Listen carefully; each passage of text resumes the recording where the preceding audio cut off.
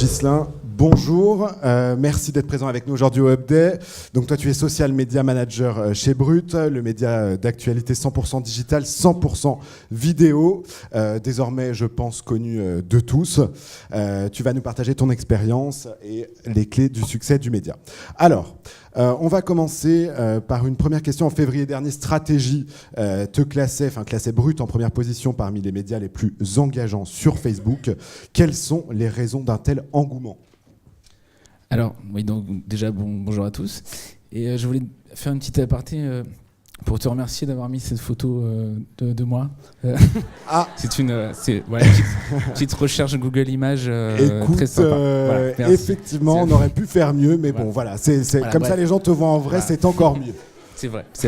Donc du coup, donc, pour revenir au sujet quand même. Donc du coup, je pense que la raison de l'engouement, c'est vraiment que je pense qu'on arrive au bon moment. L'idée, c'était de se lancer en profitant de l'élection présidentielle. Et il y a déjà cet engouement qui est là, c'est que les Français aiment parler politique. On a parlé politique, on a fait des sujets décalés, mais des sujets aussi plus profonds. Et en même temps, on arrive à un moment où Facebook encourage la vidéo. C'est vraiment là-dessus qu'ils mettent l'accent. Donc du coup, il y avait ce côté évident. Le marché français attendait un acteur comme ça aussi, je pense.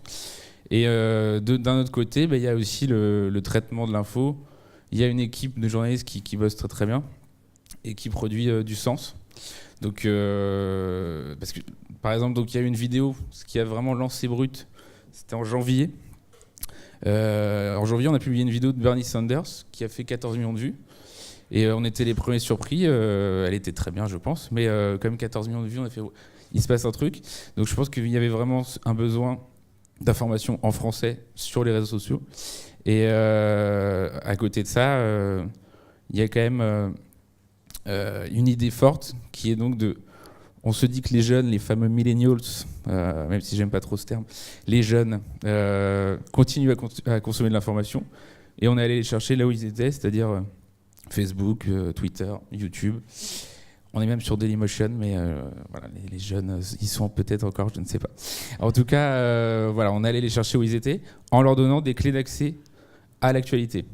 C'est-à-dire qu'on est bien conscient que parfois, on ne peut pas traiter tout un sujet en 3 minutes, mais on donne une clé d'accès et ensuite aux internautes, aux millennials, de chercher plus sur le sujet.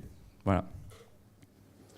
Très bien. Et du coup, quels sont les ingrédients d'une vidéo d'actualité engageante ?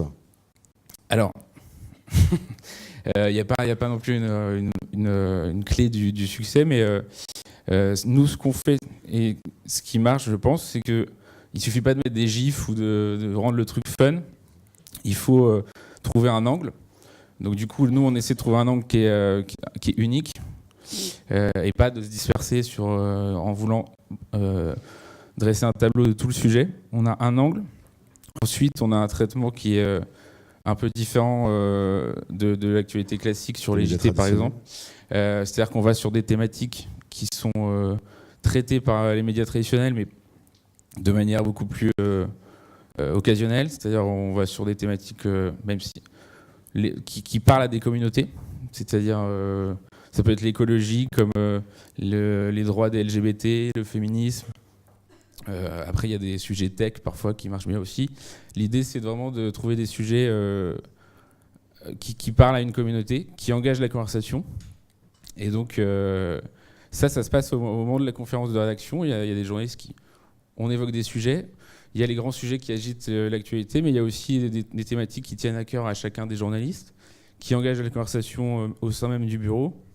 Et on se dit, on y va, on le fait. Donc, ça, c'est vraiment il y a aussi il y a un côté éditorial qui est très fort, je pense. Et c'est ça qui fait le succès, je pense. Donc une vraie variété dans le choix des sujets. J'avais une petite question sur qu'en est-il de la dépendance aux plateformes sociales et à leurs data ?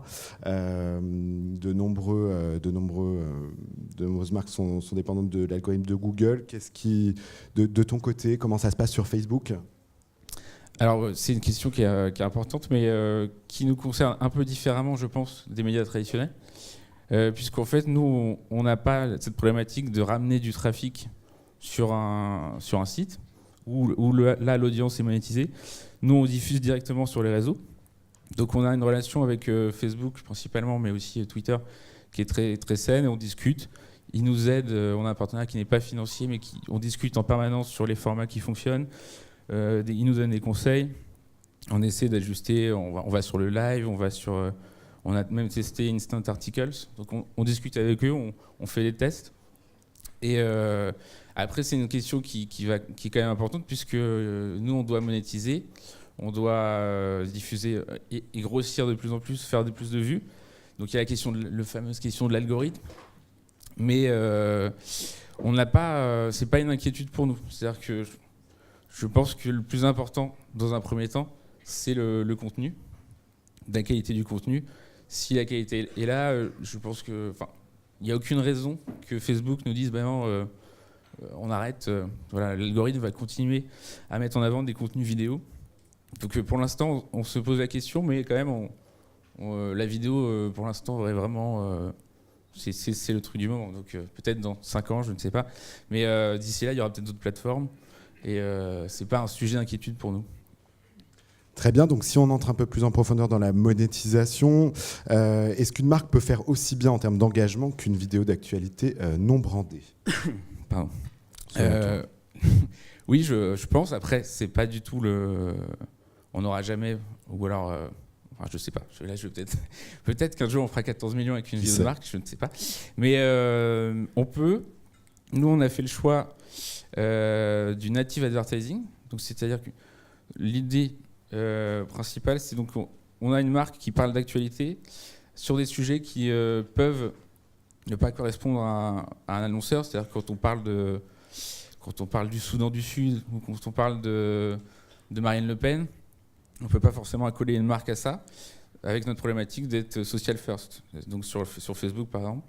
Donc du coup, l'idée c'est de proposer un sujet à une marque, un sujet qu'on aurait pu traiter aussi sans la marque. Donc là on a eu l'exemple récemment, on a bossé avec le BHV, et pour BHV, on a fait une vidéo sur le hug.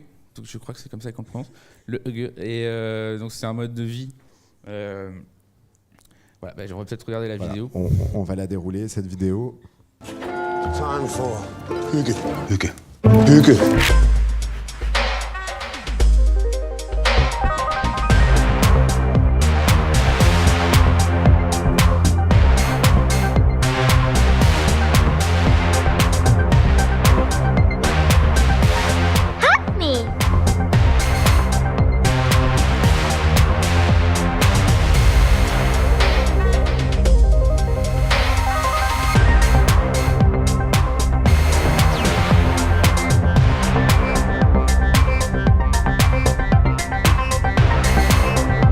Should I go and light the candle first?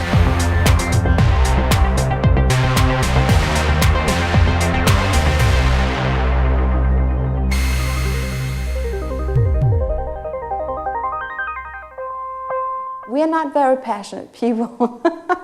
I'm sorry to say. We don't need to be like orgasmic happy, you know. It's more like we're satisfied. We have a good and safe society, and that's okay.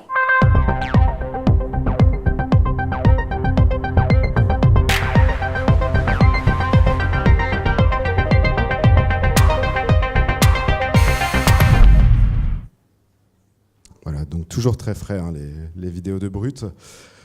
Et donc du coup, sur cette vidéo, il y a un traitement actu, mais en même temps, on parle d'un sujet qui est important pour le BHV, puisqu'ils font le Noël danois cette année. Et donc du coup, on a travaillé avec eux sur cette thématique. Mais par exemple, on a fait 2 semaines plus tard une vidéo sur le lagom. Donc je ne sais pas si vous connaissez le lagom, mais c'est l'équivalent suédois de ce truc de vie. Voilà, donc c'est notre idée. On part du principe que les internautes, les utilisateurs Facebook ou Twitter comprennent ce qui est le brand content ou le native advertising. Donc on est transparent, on dit que c'est signalé.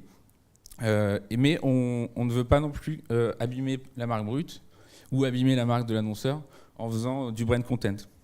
Donc du coup, on a un traitement d'actualité en vidéo. Voilà. Très bien, donc il nous reste une petite minute. Est-ce que tu peux nous en dire plus sur tes projets pour 2018 ? Alors mes projets personnels, non, les projets de Brut. Là, on est en train de lancer Brut Sport International, une version en langue anglaise. Donc ça arrive, on l'a lancé très récemment, un peu en test, mais début 2018, c'est vraiment le projet principal.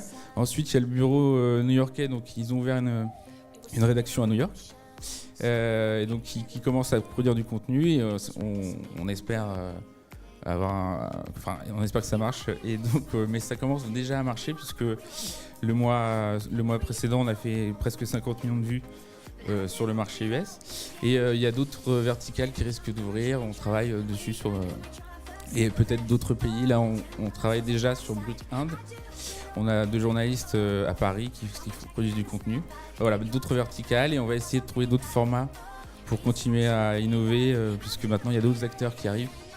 Donc on doit continuer à innover sur les formats. Voilà. Eh bien écoute Ghislain, merci beaucoup pour ton témoignage. Merci.